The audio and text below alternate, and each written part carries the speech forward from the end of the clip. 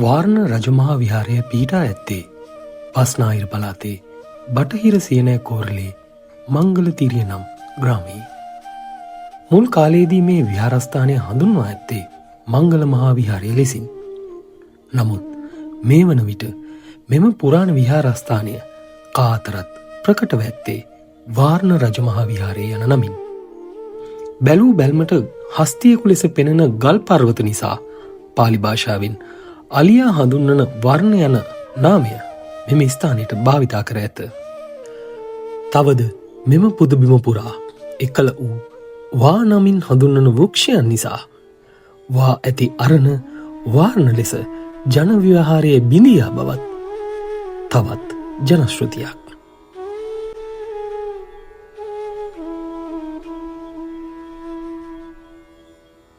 ගම්පහ දිස්ත්‍රික්කයට අයත් ලෙන් විහාර 19න් එකක් ලෙස සැලකෙන වාරණ ක්‍රිස්තුපූර්ව දෙවැනි සියවසේ ලක්දිව රජකම් කළ දෙවැනි පෑතිස් රජ දවස තරම් අතීතයට ඇදී යන ඓතිහාසික ස්ථානයක්.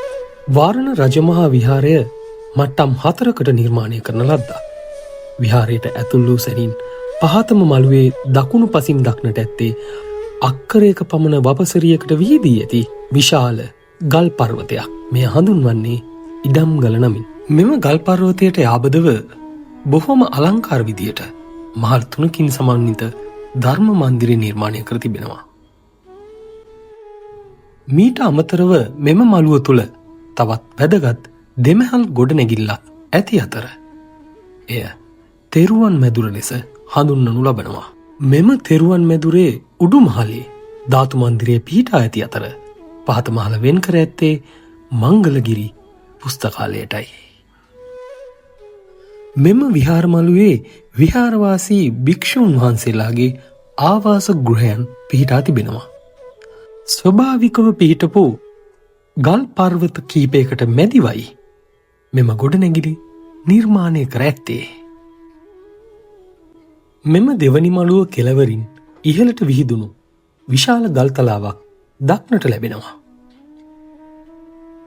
තුන්වන මළුවට පිවිසෙන පියගැට 100කින් සමන්විත පියගැට පෙළ එතැන් සිට ආරම්භ වෙනවා.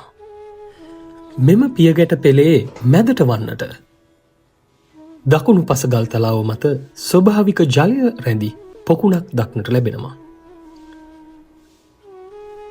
ලෙන් සහිත භූමියක් වූ නිසාම මලේ රටේ සැඟවිමින් සේනාව සංවිධානය කරපු වලගම්බා රජතුමාට වාරණ ඉතා ආරක්ෂිත ස්ථානයක් වී තිබෙනවා. ඔහු දෙවනවර රජ වූ පසුව තුන්වන මළුවේ ගල්ලෙනේ කටාරම් කොටවා ප්‍රධාන බුද්ධ මන්දිරය නිර්මාණය කරවා තිබෙනවා.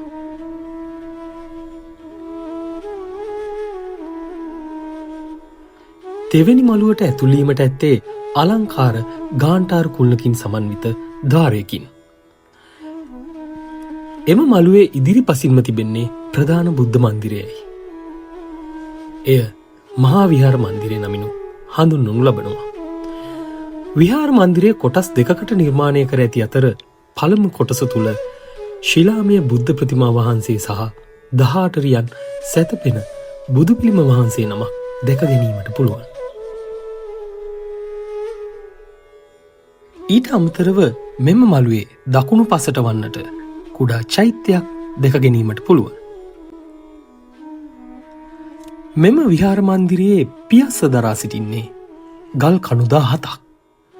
එම සෑම ගල් කණුවක් මතම 4 දිශාවට විහිදුණු කැටයම් සහිත පේකඩ දැක ගැනීමට මෙහිදී ඔබට හැකි වෙනවා.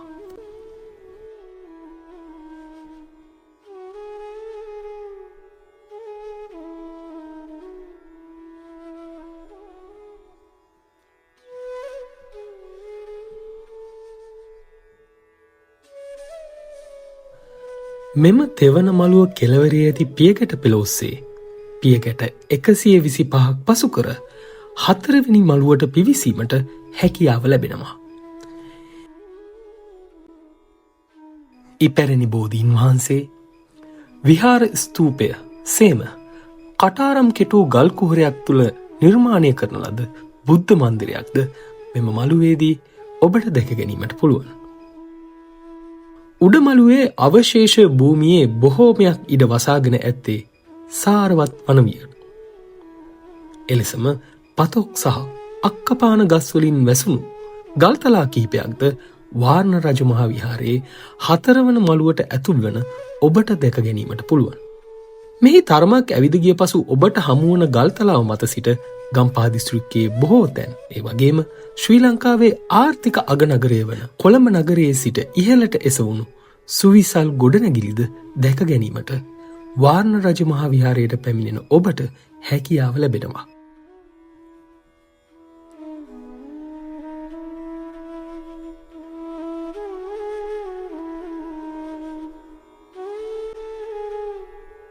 අතීත උරුමයන් වර්තමානයටත් වඩා වැඩියෙන් සුරක්ෂා කොට අනාගත ලෝකයට දායාද කිරීම ඔබගේත් මගේත් වගකීමක් ලෙසයි සියනෑ සංචාරයේ අපේ ප්‍රාර්ථනාව.